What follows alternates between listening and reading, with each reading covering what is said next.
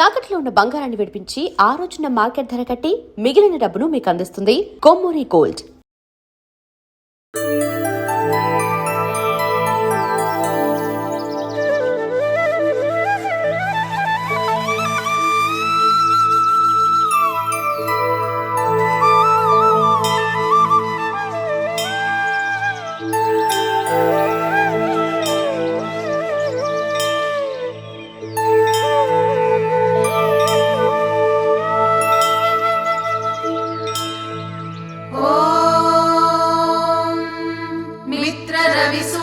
भानुकगपूष हिरण्यगर्भा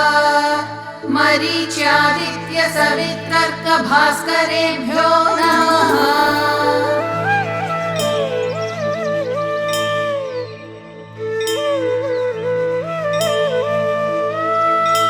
श्रीमन्नशेष जगदेक महाप्रदीप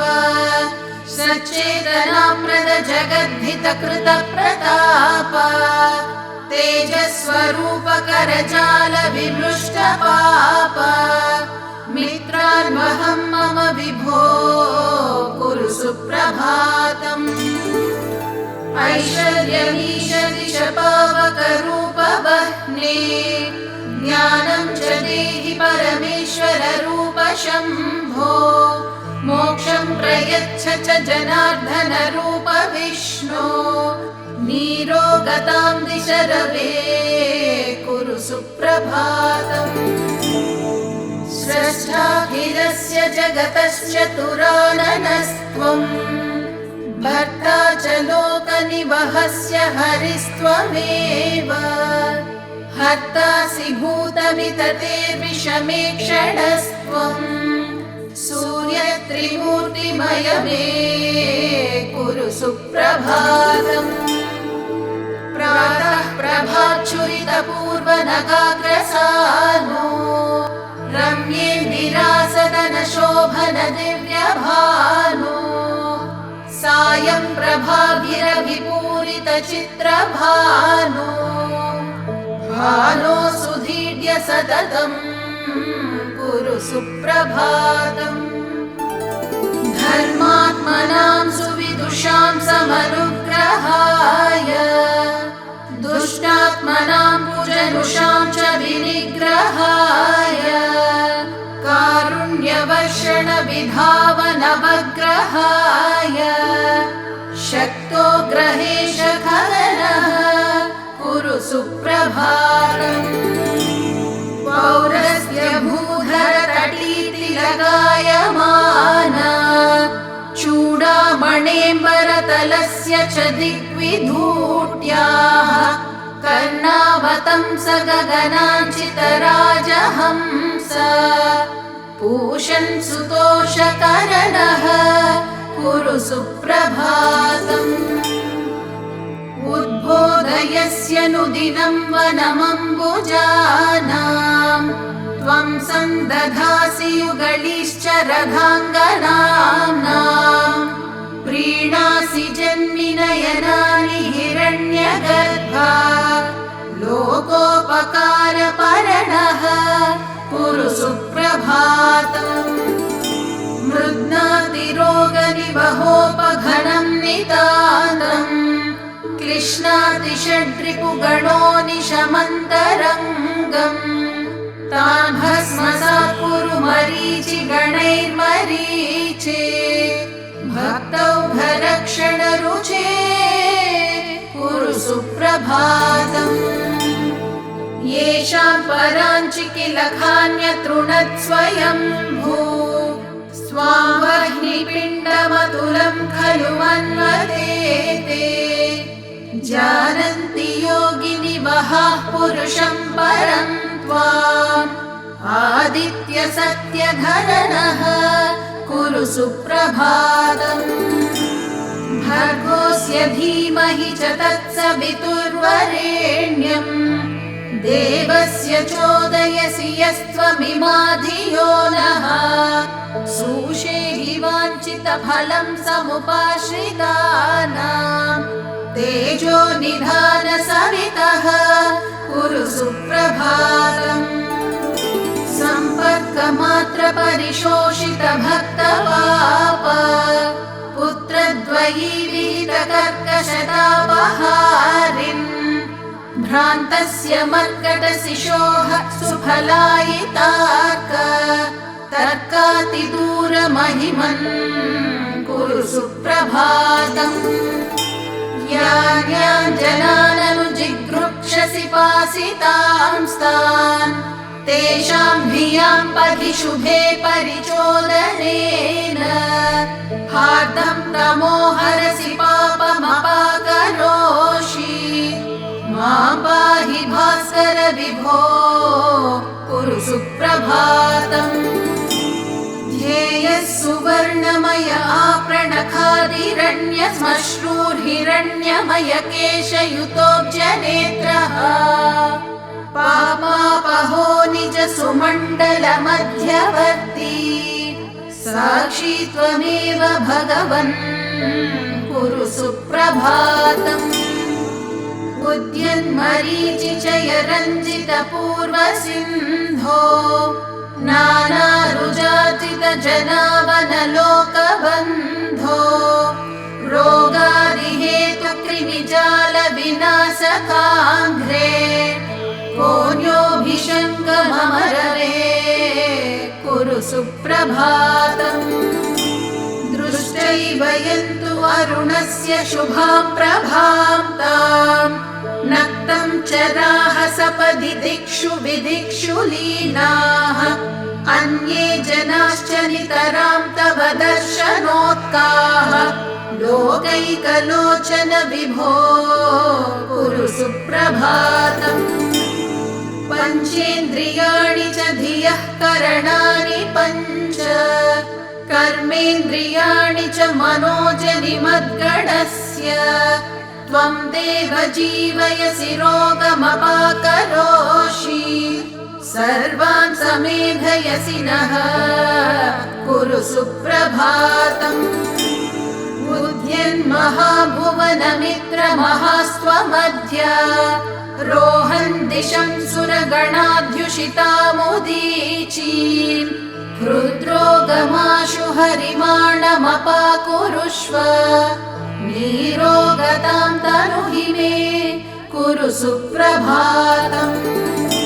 कालो ह्यखण्डवपुरेश गतागतैस्तम् मासत्तु वत्सरमुखैर्विभिनत्सि भेदैः सर्वानुदंश परिवर्त्य करोषि नित्य नूत्नं चराचर जगत् कुरु सुप्रभातम् शर्म प्रधा किल जगज्जनकर्म साक्षिन् वर्मायितांशु गणपञ्चरकाश्रितानां धर्मात्मरक्षण चण प्रणवादिदेव रोगौघनाशन रवे कुरु सुप्रभातम् शक्तिं हि येषु निददास्य विचिन्त्य शक्ते लोकोत्तरां स्थितिमिहाप्नुवते तुलां ते तामेव येभ्य उपसंहारसीशते स्युर्निः सारजीवनविधाः कुरु सुप्रभातम् रोगान् प्रशामयसि देवधिनोषिकायम् चित्तं प्रसादयसि शान्तियुतिं तनोषि पापं धुनोषि परमं विगुणोषि तत्त्वम् ब्राह्मी स्थितिं दिशसि नः कुरु सुप्रभातम् यद्वत्तमोऽनुदति ते प्रथमांशु वातः येधांसि भस्म कुरुते च यथाग्निघातः ज्ञानं तथैव कुरुते किल कर्म भस्म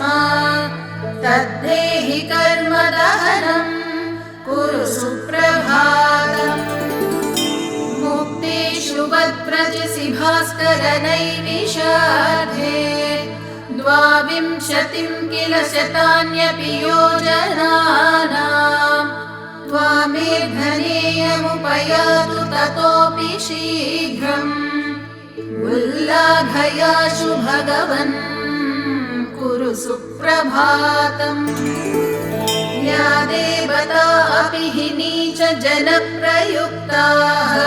क्षुद्रा गदान् बहुविधान् जनयन्ति देहे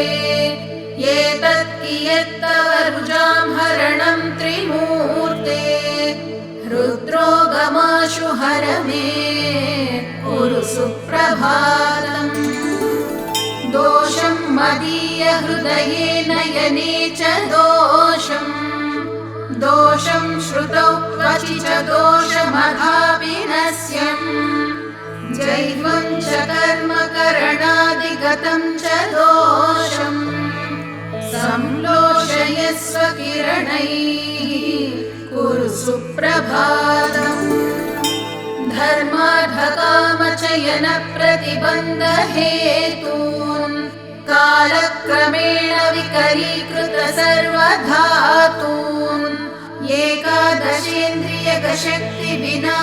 एकादशेन्द्रियगशक्तिविनाशयातून् पूषन् प्रशामय गदान् कुरु सुप्रभातम्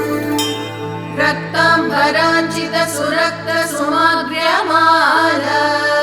रक्ताब्जविस्तरक भक्त जनानुरक्त आरक्त कान्ति सुतनोवर रक्तभूष रक्तान्तलोचन धृणे कुरु सुप्रभातम् वाताश्मरीगर महोदरता प्रमेहान् अशोभगन्धर रुजे ग्रहणीं निकोचम्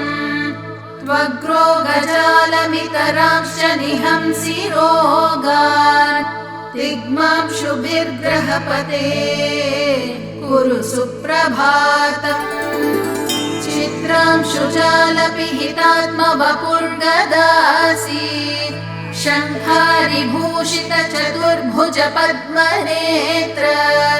केयूरहार मुकुटाधिसुभूष सूर्य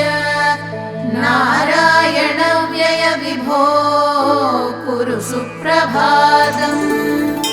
भद्रं च कर्णयुगलैः शृणुयामदेव पश्येम भद्रमनिशं नयनैर्यजत्राः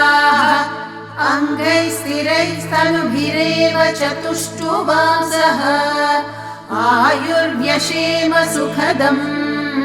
कुरु सुप्रभातम् येभ्यः प्रसीदति सहस्रमरीचिमाली तेभ्यः सदैव कुरुते ननु सुप्रभातम् नक्तं दिवा सकलजीवितमप्यमीषाम्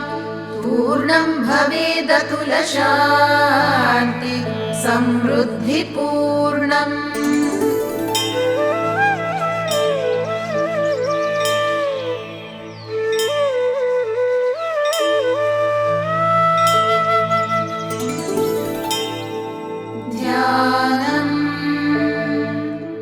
ध्यायेत् सूर्यमनन्तकोटिकिरणं तेजोमयं भास्करम् भक्तानामभयप्रदं दिनकरं ज्योतिर्मयं शङ्करम् आदित्यं जगदीशमच्युतमजं त्रैलोक्यचूडामणिम् भक्ताभीष्टवरप्रदं दिनमणिं मार्ताण्डमाद्यं शुभम् कालात्मा सर्वभूतात्मा वेदात्मा विश्वतोमुखः जन्म मृत्यु जरा व्याधि संसार भयनाशनः ब्रह्मस्वरूप उदये मध्याह्ने तु महेश्वरः अस्तकाले स्वयं विष्णुः त्रयीमूर्तिर्दिवाकरः एकचक्ररथो यस्य दिव्यः कनकभूषितः सोऽयं भवतु न प्रीतः पद्महस्तो दिवाकरः पद्महस्तः परज्योतिः परेशाय नमो नमः अण्डयोनिर्महासाक्षी आदित्याय नमो नमः धर्ममूर्तिर्दयामूर्तिर्सत्त्वमूर्तिर्नमो नमः सकलेशाय सूर्याय शान्तेशाय नमो नमः। क्षयापस्मारगुल्मादिदुर्दोषव्याधिनाशनम् सर्वज्वरहरं चैव क्षुक्षिरोगनिवारणम्। एतत् स्तोत्रं शिवप्रोक्तं सर्वसिद्धिकरं परम् सर्वसम्पत्करं चैव सर्वाभीष्टप्रदायकम् सर्वसम्पत्करं चैव सर्वाभीष्टप्रदायकम्।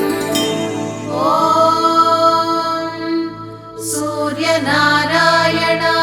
नमः। ॐ सूर्यनारायणाय नमः।